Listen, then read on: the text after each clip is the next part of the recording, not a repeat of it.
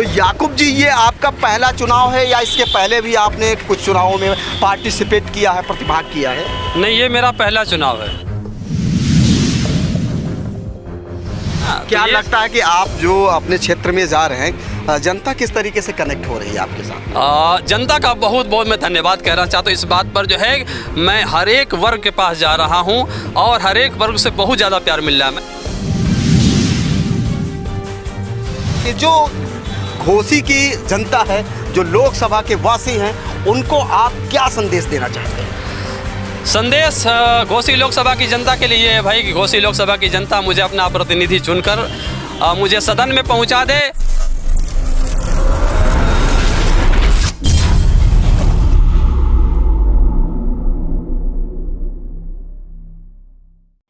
दोस्तों, चुनावी यात्रा के दौरान आज घोसी में है।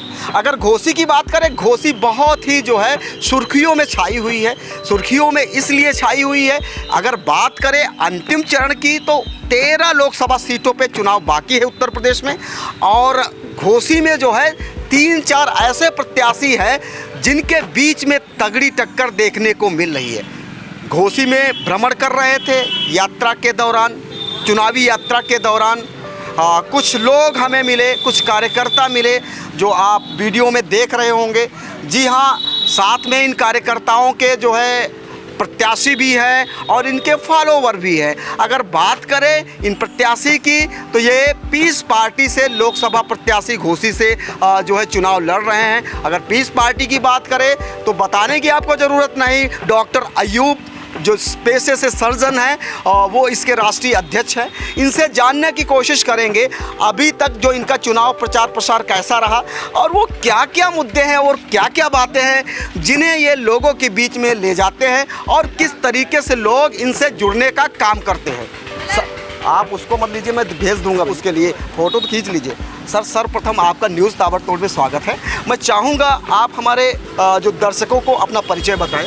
याकूब अंसारी मेरा नाम है और मैं घोसी लोकसभा से चुनाव लड़ रहा हूँ। तो याकूब जी, ये आपका पहला चुनाव है या इसके पहले भी आपने कुछ चुनावों में पार्टिसिपेट किया है, प्रतिभाग किया है?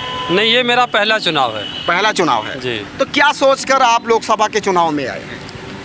लोकसभा चुनाव लड़ने का मकसद यही है कि लोकसभा के अंदर विकास हो।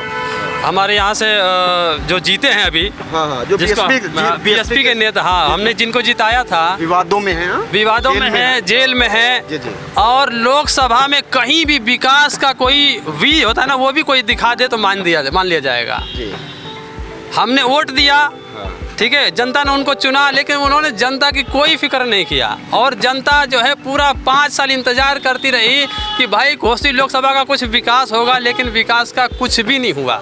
तो इस वक्त हमारा मुद्दा ये है कि पूरे घोसी लोकसभा में विकास का कार्य शुरू कर दिया जाए और जिस बात को जनता तरस रही थी, उम्मीद लगाए बैठी थी, उस उम्मीद को पूरा कर दिया जाए।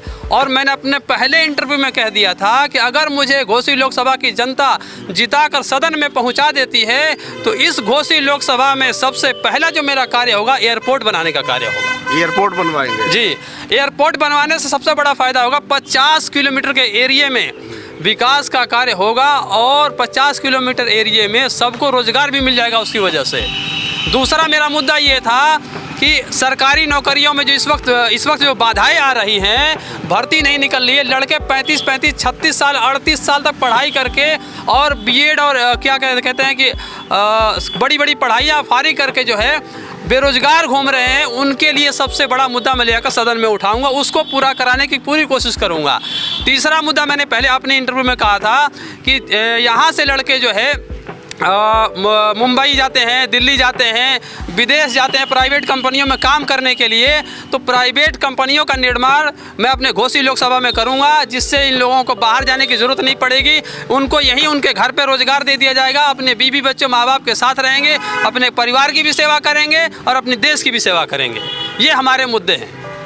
तो क्या आपको लगता है कि आपके ये मुद्दे, अगर बात करें एनडीए गठबंधन की, सुहेल देव भारतीय समाज पार्टी की जो यहाँ से उनके साथ में लड़ रही है, उनके मुद्दे कम हैं? क्या आपको लगता है जो कांग्रेस के साथ में अलायंस है या जो गठबंधन है समाजवादी पार्टी, उन्होंने भी जॉब्स की बात करी, नौकरियाँ देने की बात करी उन्होंने भी आते ही जो कास्ट सेंसस की बात करी, जो जातिगत जनगणना कराने की बात करी, उन्होंने यहाँ तक ऐलान किया कि आटा और डाटा दोनों हम फ्री देंगे। क्या आपको लगता है कि जो आपका एजेंडा है, जो आपका मैनिफेस्टो है, कहीं उसके सामने रुक पाएगा? इन लोगों की बात आपने की है, दोनों सरकार बना चुके हैं और दोनों को जनता देख चुकी है जी। और बीजेपी की बात कर रहे हैं आप, तो बीजेपी के विकास का इंतजार 10 साल से हो रहा है। बेचारा 10 साल विकास की उम्र हो गई, लगी अभी तक पैदा नहीं हुआ है। अच्छा, विकास पैदा नहीं हुआ अभी? उम्र तो उसकी 10 साल हो गई है जी जी। लेकिन उनका विकास अभी तक पैदा ही नहीं हुआ। पैदा होने की कोशिश कर रहा है लेकिन हो नहीं पा रहा है। उनका जो सिर्फ मुद्दा है धर्म को लेकर, हिंदू मुस्लिम और मंदिर मस्जिद, हिंदुस्तान पाकिस्तान यही करने में लगे हुए हैं। और ये करके जो है भारत की पूरी जनता को, चाहे हिंदू हो चाहे मुसलमान हो, सबको गुमराह कर रखा है। इनका तो ये मामला है। इसके पहले सपा सरकार थी, सबने देखा है। सपा सरकार में इतिहास से उठा के देख ले, मुजफ्फरनगर का जो दंगा हुआ था, सितंबर की बात है ना, 2013 की बात है, उठा कर देख रहे वीडियो आज भी कि एक तरफ हिंदू मुसलमान दोनों के घर फूके जा रहे थे और सैफई में वही अखिलेश जो है अपने बाप के साथ बैठकर जो है वही सलमान खान और दूसरे हीरोइनों को बनाकर डांस हो रहा था और टीवी पे चला रहा था कि नाच समाज नाच। ये लोग इन लोगों ने कार्य किया है और ऐसा नहीं है कि जनता इनको देखी नहीं है।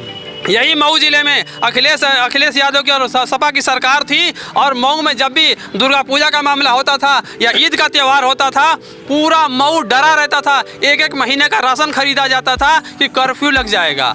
और उस कर्फ्यू लगने से क्या सिर्फ मुसलमानों को दिक्कत होती थी? क्या हमारे हिंदू भाइयों को दिक्कत नहीं होती थी? हिंदू भाई सबसे ज़्यादा परेशान होते थे। इलाके में सबके बेरोजगारी पर फर्क पड़ता था, दुकानें बंद करनी पड़ती थी। यही तो इन्होंने रिजल्ट दिखाया है, सबकी आंख के सामने है, कोई चीज़ छुपी नहीं है, पूरी जनता देख चुकी है। अब पता ये चलता था, लोग कहते भाई गुंडों की सरकार है, खुल्ला गुंडाई हो रही थी। दरोगा जी से ज़बरदस्ती बैठकर ये कहते भाई अखिलेश भैया का भी फ़ोन आ जाएगा, नहीं तो ये वाली धारा लगाओ। ये सारी चीज़ें हुई हैं इनके सरकार में। तो लोग कहते हैं, विशेष सूत्र कहते हैं कि गुंडे जो है उत्तर प्रदेश छोड़ के भाग गए। हाँ जी, ये तो योगी जी कह रहे हैं ना, थोड़ा 2-4 जगह बुलडोजर चलवा के कह रहे हैं, कहाँ छोड़ के भाग गए? हर तीसरे दिन गुंडागर्दी हो रही है ना। क्या लगता है कि आप जो अपने क्षेत्र में जा रहे हैं, जनता किस तरीके से कनेक्ट हो रही है आपके साथ? जनता का बहुत बहुत मैं धन्यवाद कहना चाहता हूँ इस बात पर जो है मैं हर एक वर्ग के पास जा रहा हूँ और हर एक वर्ग से बहुत ज़्यादा प्यार मिल रहा है। मैंने जितना उम्मीद नहीं किया था, उम्मीद से ज़्यादा मुझे मिल रहा है और हर कोई इस वक्त मुझे सपोर्ट कर रहा है।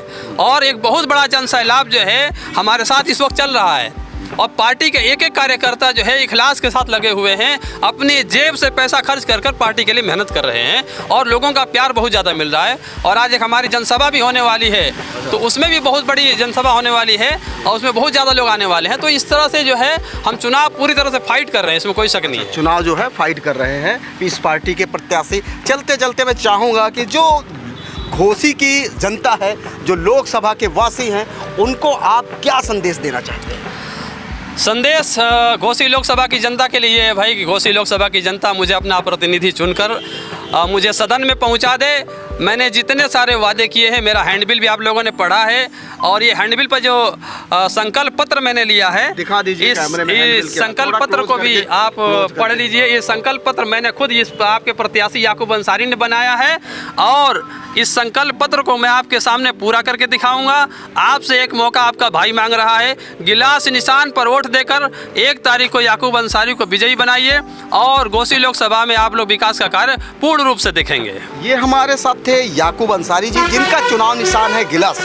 दोस्तों, अगर बात करें इंडिया गठबंधन की या एनडीए गठबंधन की, तो वो तो तेज़ी से और मजबूती से चुनाव लड़ ही रहे, लेकिन साथ में याकूब से बात करके आपको कैसा लगा, आपकी क्या प्रतिक्रिया है, कमेंट बॉक्स में जाके हमें ज़रूर बताएं। और आगे आने वाली 4 जून को वो तो तय ही हो जाएगा, घोसी की जीत का सहरा किसके सर बनने वाला है। दोस्तों, इस तरीके की ग्राउंड रिपोर्टिंग के लिए देखते रहें न्यूज़ ताबड़तोड़। कैमरामैन आनंद शर्मा के साथ मेरा नाम बलवीर कश्यप है। न्यूज़ ताबड़तोड़ में बने रहने के लिए धन्यवाद। जय हिंद, जय भारत।